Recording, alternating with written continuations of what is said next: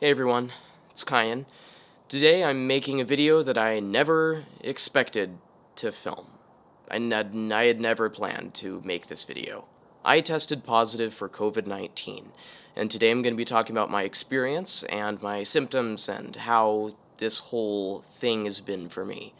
Um, it's kind of ironic that I got this virus since I consider myself to be one of the most safe people ever, cleanliness wise, and I don't know.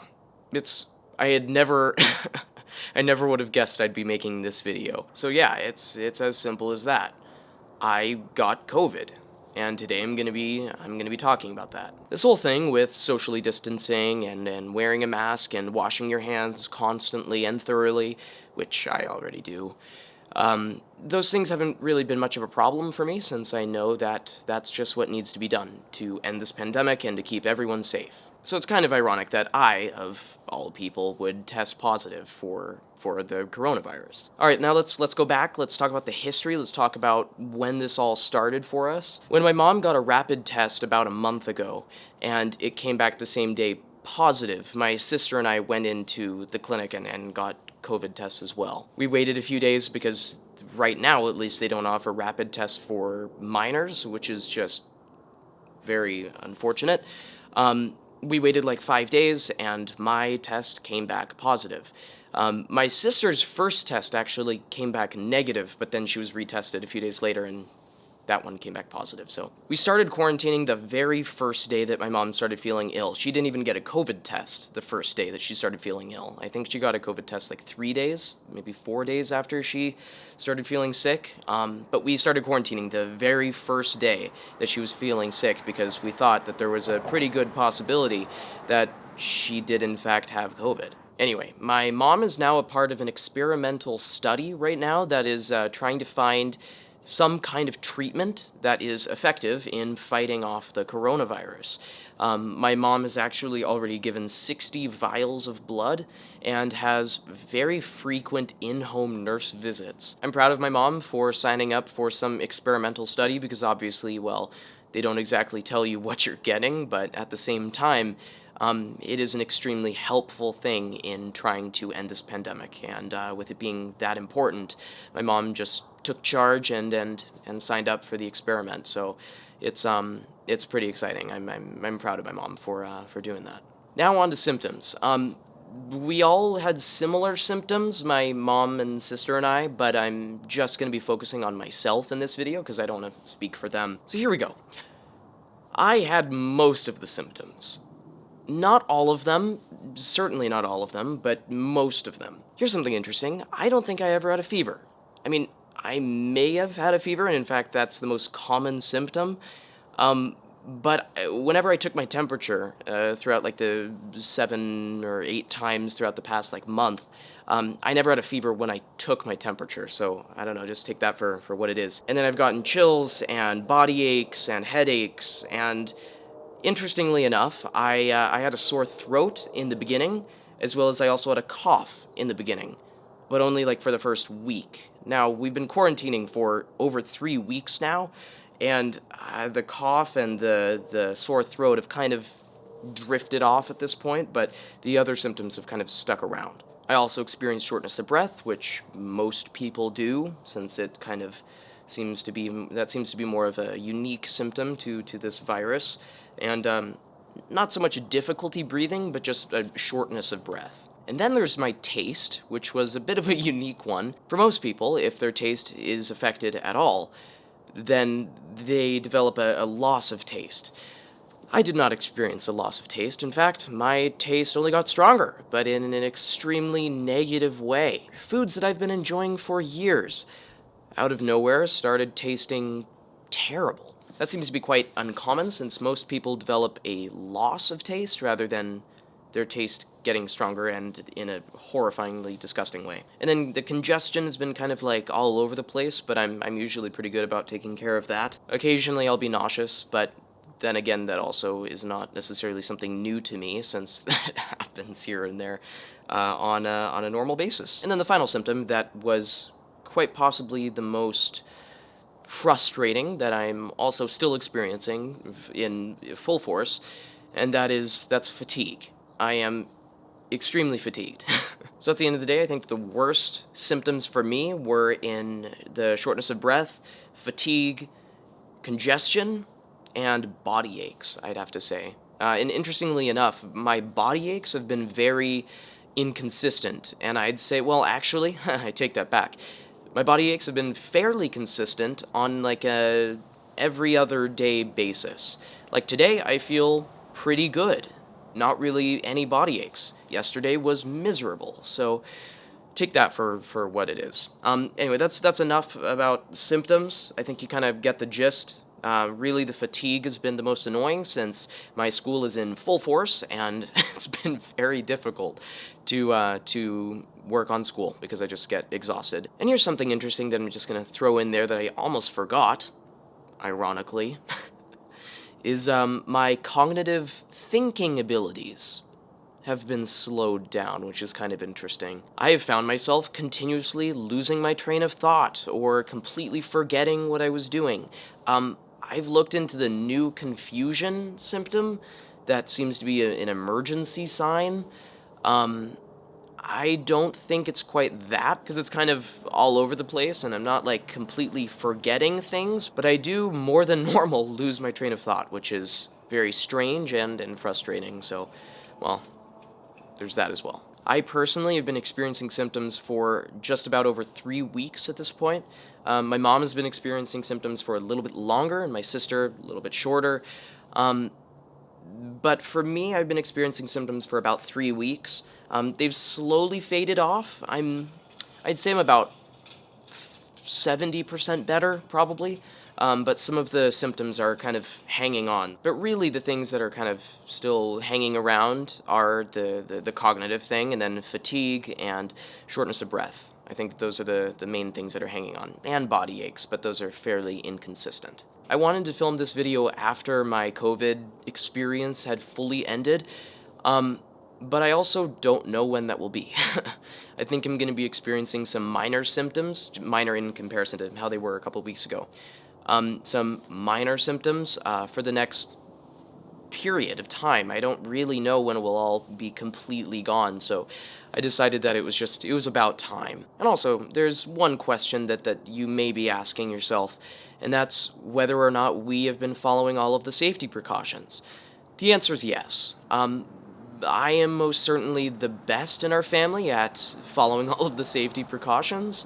But my mom and my sister have been really good about it as well, and then my dad, who luckily wasn't here for when we had the whole COVID outbreak in our house. Luckily, my dad was actually at the Seattle house, so he completely missed that. We haven't been able to see him for like a month, or maybe like a month and a half or something, which has been really too bad, because it's been a while. It's way longer than normal for us not to see my dad, but luckily, he did miss the COVID outbreak in our house, so that's good. But whether or not we've been following all the safety precautions, the answer is yes, a big yes. We've been wearing our masks everywhere, and correctly. We've been washing our hands extremely often, and for the actual proper amount of time. We'll talk about that at the end. And then also social distancing and staying home as much as possible. We've been doing all of that, but we still got it. And we also may have spread it to someone else. What's so frustrating about this virus is how, well, one, you may not know that you have it for, well, sometimes up to 14 days before you start to feel symptoms, and some people don't ever feel any symptoms. So, I don't know. That's what's most frustrating about this, is so many people may call it a hoax or may go against it as a whole or completely ignore the safety precautions. It's very real. Our whole family got this virus. It was not enjoyable. It was extremely uncomfortable for the past few weeks. So just follow all of the safety precautions, please, I'm begging you. But at the same time, we did as well, very well, but we still got it, so. And now, after over 3 weeks of full-on 24/7 quarantine mode, we aren't contagious anymore, because according to the CDC right now, you aren't contagious after 10 days of first experiencing symptoms, and then also you can't have a fever within like 24 hours of that period or something like that. So at this point, we're not contagious. While we still may experience some minor symptoms, and I think that I will be experiencing symptoms more than the other two in this house right now, because I don't know, that seems to be what's happening. We aren't contagious. So while we are ending our quarantine period, we are still going to be home as much as possible. And guess what? My 16th birthday is in 5 days from now. And luckily, my birthday is taking place after our super long quarantine period, so we should be fine to go do some stuff. We'll still be at the house for the majority of the day, but we're gonna leave, maybe go to dinner, maybe do something for fun in like 5 days from now on my birthday. So if we were gonna have COVID at any point, I'm glad that we had it when we did, because now, for my birthday, we can go do something, which is just awesome. I'm really glad that my birthday did not take place during our 3 to 4 week quarantining period. Originally, the CDC had said that you have to quarantine for 14 days after testing positive. Now they're saying that they're going to change it to 7 to 10. That's kind of a new thing, relatively new. I just heard about it for the first time a couple of days ago. If you've been exposed to COVID and you get a test and you test negative, which does have a room for error, and you do test negative, then they recommend a 7-day period. We've definitely gone way past that with our 25-day quarantining period, so I'd say we're good at this point. Anyway, my birthday is in 5 days from now, or, well, if you don't count the rest of today, then 4 days. It's my 16th birthday, which is a pretty big one, and kind of ironic that it's my 16th birthday that takes place during the coronavirus pandemic. I mean, the COVID pandemic shouldn't be going by the time my next birthday comes around, but we'll see. And again, I am so unbelievably happy that my birthday is after our quarantining period, after we aren't contagious anymore, because my dad is coming to town. He will be here in 2 days. Today's Monday, he's gonna be here on Wednesday, the 9th. And he's gonna be here in town for my birthday for 5 days or something, and Nick and Lindsay may be joining us for some of my birthday activities as well. Well, we don't quite know what the plan will be for Christmas this year. What's awesome is if we do end up seeing anybody, we won't be contagious, because at that point, COVID will be long gone from our house, from our family, and that's awesome. So anyway, thanks for watching this video where I talked about my COVID experience, the symptoms that I had, and how it all happened for us. But in conclusion, I just want to tell you to be safe, protect yourself and everyone around you, and also listen to the CDC and all of the official health organizations. Please follow all of the health and safety precautions, like wearing a mask. And when you wear a mask, you have to wear it correctly. This is an example of wearing a mask correctly. Do not wear a mask like this. This is not wearing a mask. Do not wear a mask like this. Do not wear a mask like this. This is not right. Don't wear a mask like this. This is still not correct. And especially, do not wear a mask like this. This is just not right, okay? This is how you correctly wear a mask. You put it on over your face, fully covering your nose and your mouth, like that. This is how you correctly wear a mask. It takes 5 seconds. Take the 5 seconds and do it correctly, please. I trust that most of you are doing everything correctly already, but to those of you that may genuinely be confused, this is how you wear a mask. Thank you. And please also frequently wash your hands for at least 20 seconds. 30 seconds or longer if possible. Don't make your hands bleed. I mean, I've been doing that. My hands have actually mostly recovered, but throughout this pandemic, I've had some skin issues with me having to wash my hands a lot. So don't go that far, but do wash your hands frequently and for at least 20 seconds, 30 if you can. And most importantly, stay home. Stay home as often as you can. Live your life, have fun, I get that. But stay home. Protect yourself and others, especially your loved ones. All right, that was my Dr. Fauci bit of this video. Thanks for watching this video. And, well, I'll see you in the next video, which is a fun one. I already know what that video is going to be. It's going to be a lot more upbeat than this video. So thanks for watching, and I'll see you next time. Be safe.